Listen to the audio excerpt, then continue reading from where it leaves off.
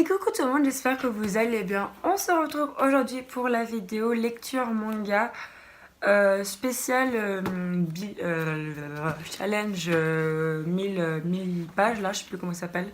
Challenge à 1000. Enfin le challenge que je fais avec Ibi et Mandy Pottergeek. Donc allez voir leur chaîne. J'ai pas vraiment le temps et je m'en excuse. Et j'ai eu la flemme aussi, en fait, je vais pas vous mentir. De vous chercher si c'est des seinen, shonen, leur type et si c'est en cours. Mais je sais à peu près si c'est en cours ou fini. Je pourrais juste pas vous dire combien de tomes au Japon, quoi. C'est tout. Voilà, j'ai pas vraiment eu le temps et j'ai eu un peu la flemme. Donc je vous filme vite cette vidéo et après je vais travailler ma physique. Donc vraiment un plaisir. Du coup, j'ai quand même vous présenter ces lectures qui ont été toutes excellentes. On commence avec le yaoi, comme ça, vous serez obligé de rester, tu vois. Vous devrez passer, parce que je ne vous mettrai pas le timer, parce que je suis sadique. Donc le premier manga que j'ai lu, c'est pas le premier manga que j'ai lu, ah si, c'est le premier manga que j'ai lu. Il s'agit de le carnet de notes de Endokun de Noriko Ayakawa, ou Nojiko, mais Noriko ça me paraît plus beau.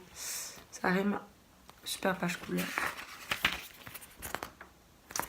Alors là, ça a été une super découverte. Alors, j'aime pas les dessins. Et ceux qui me connaissent savent que quand j'aime pas les dessins d'un yaoi, bonne chance pour me le faire aimer.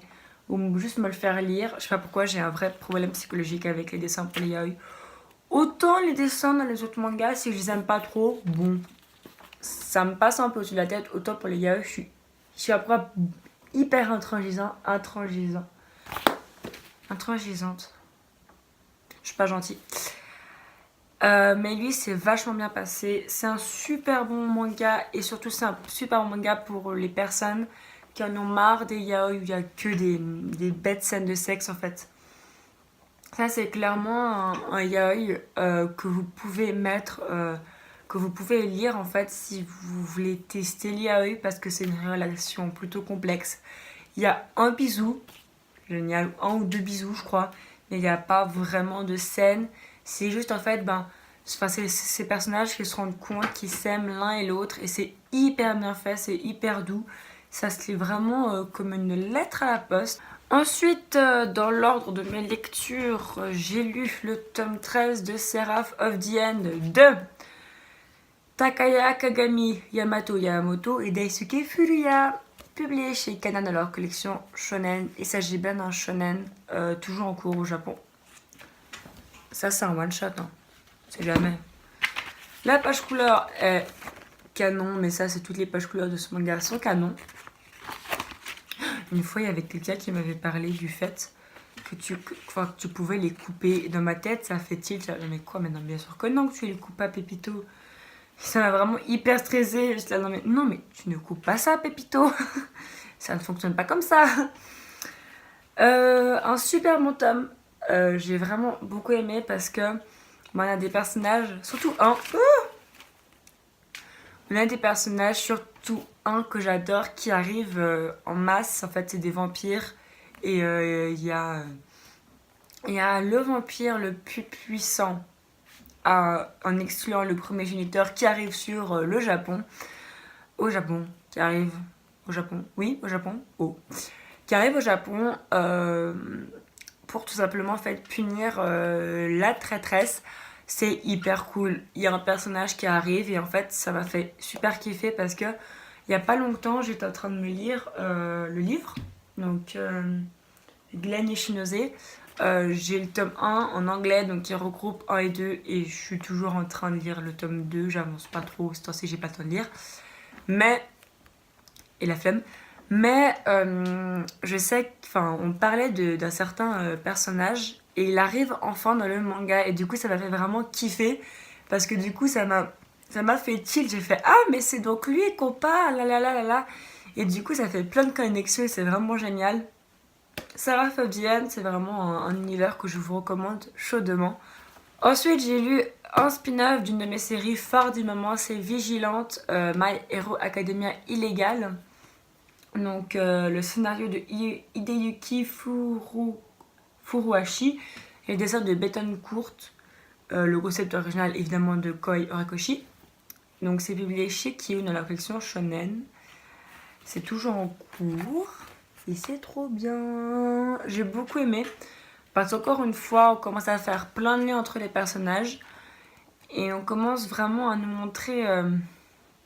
ben, encore une fois, en fait, c'est un spin-off. Mais du coup, on nous présente un personnage. Et ce personnage, en lisant ce tome, tout d'un coup, tu comprends ce qu'il devient dans la série principale. Tu comprends pourquoi il devient comme ça dans la série principale.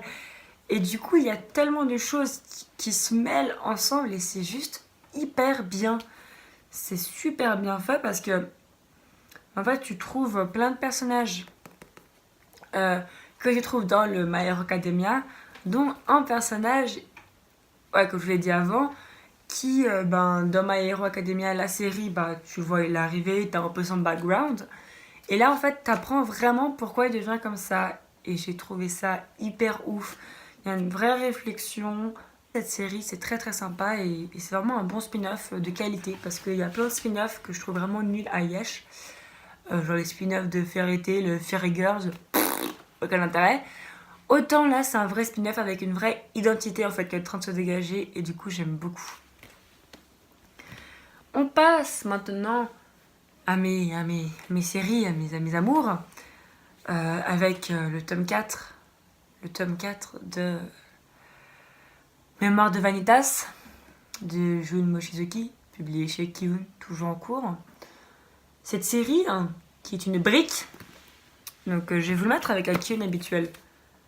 Donc voilà, je pense que vous voyez quand même que c'est une brique et ils l'ont pas augmenté de prix Kiyun, donc pour ça vraiment bravo.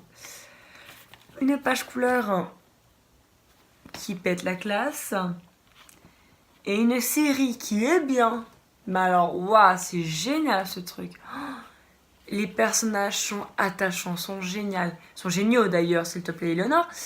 Les évolutions sont fantastiques. On a en fait des revirements dans la pensée de certains personnages à cause de ce duo de Vanitas qui est hyper fort, qui marche hyper bien. C'est exceptionnel cette série, j'adore. Et un truc que j'aime dans cette série, c'est que c'est dans ce tome en fait, parce que si tu veux, au premier tome, on nous lance une bombe. Vraiment, on te la lance comme ça. Explosion, waouh, waouh, waouh, waouh. Et dans ce tome, je pense qu'on a enfin la solution de cette bombe en fait. On sait enfin pourquoi ça va se passer comme ça. Et du coup, encore une fois, il y a des personnages, tu les pensais propres et en fait, ils sont sales.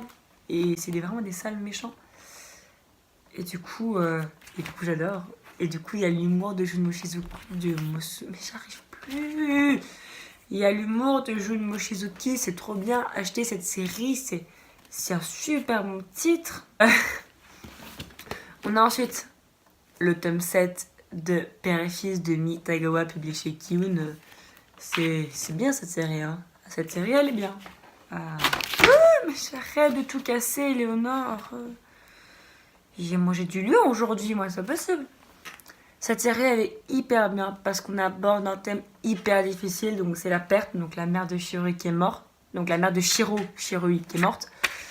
Bravo, le fait de non, c'est compliqué. Du coup, Éléonore, elle arrive pas à les dire. Elle est perdue. Du coup, elle pousse rouge. Du coup, il y a de la haine. Bon. Du coup, la mère de Shiroi, elle est morte. Et en fait, on comprend enfin comment est-ce que la famille a réagi. Comment est-ce que la famille a préféré réagir. Et c'est hyper stylé parce que le grand-père, qui était présenté dans le tome précédent comme une personne pas très sympathique, en fait, finalement, tu te rends compte que c'est le seul qui a jamais vraiment compris Shiori et qui voulait vraiment le bonheur de Shiori. Et je t'avoue qu'à un moment, la maman, j'aurais pu la tarter, le frère, j'aurais pu le tarter aussi. Heureusement qu'ils s'en veulent un petit peu parce que sinon, je les aurais tartés. Là. Horrible. Horrible. Et du coup, dans le tome précédent, on avait une bombe qui était vraiment lancée. Yes, il y a une solution dans ce tome-là et cette série va être finie à 8 tomes et elle va laisser un très grand vide dans mon petit cœur parce que... Ah, elle était bien quand même. Ah, elle était bien. Non, elle était bien quand même. Bon, elle était bien. Bon. Non, vraiment, c'est une série de ouf que j'adore. On passe maintenant à mon tranche de vie préférée dans mon top 5 de mangas préférés. Je ne vais pas être objective. Je vais pas être subjective. Je sais jamais avec ça. Je ne vais pas être normale. C'est-à-dire, je ne peux pas dire du mal de ce manga parce que ce serait contraire à mes principes. Donc, peut-être n'écoutez pas trop ce que je vais dire parce que je vais être vraiment très positive sur le titre. Barakaman, bébé de mon amour, de Satsuki Yoshino. Je ne veux pas écorcher le nom de cet homme, de mon bébé. Publié chez Kiun. Encore merci. C'est bien cette série, hein. Elle est bien. Elle est bien. Elle est géniale. Parce qu'encore une fois, on a une évolution des personnages et ce qui était fait dans le tome avant a des répercussions sur ce tome-là. Et j'adore voir Honda évoluer, voir les personnages prendre leur route, de voir ce petit village en fait, voir comment les gens pensent dans ce petit village et tout. Et je trouve ça tellement bien. Et ouais, là tu vois, j'ai fini ce tome mais je veux déjà la suite. Je sais que je l'aurai pas avant une de temps, mais je la veux déjà parce que c'est tellement bien. Cette série, l'auteur, elle le fait tellement avec son cœur, tu le sens, tu le vois. Il n'y a pas d'action, mais d'un autre côté, il y a tellement d'humour, tellement de bons sentiments, et en fait, un peu d'action quand même, hein, que c'est génial. Il y a une telle évolution.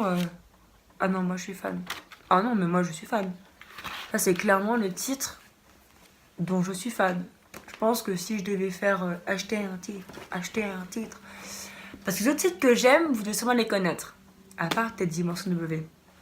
Mais ça, c'est pas assez connu, donc acheter un titre, acheter ce titre, et on va finir sur ça. Pardon. Voilà, on va finir sur ça. Cette vidéo devait être très décousue, avec beaucoup d'humour, mais j'ai envie de... Pas beaucoup d'humour, je suis pas drôle en fait. J'ai envie de faire des vidéos un peu plus détentes, un peu moins carrées, parce que je pense que ça peut être sympa. On est à 15 abonnés des 300. Vous vous rendez compte? Il y a 300 personnes qui se sont dit que cette tête méritait un clic. Donc merci. C'est génial et je pensais pas que ça allait marcher autant. Merci beaucoup. C'est génial, je vous aime, je vous fais des gros bisous. Achetez Barakaman, achetez des mangas, soyez heureux, aimez les mangas, parlez-moi des mangas, dites-moi ce que vous avez lu, ce que vous aimez, ce que vous pensez des mangas. Je vous fais un gros bisou et je vous dis à bientôt pour une nouvelle vidéo. À vous les studios.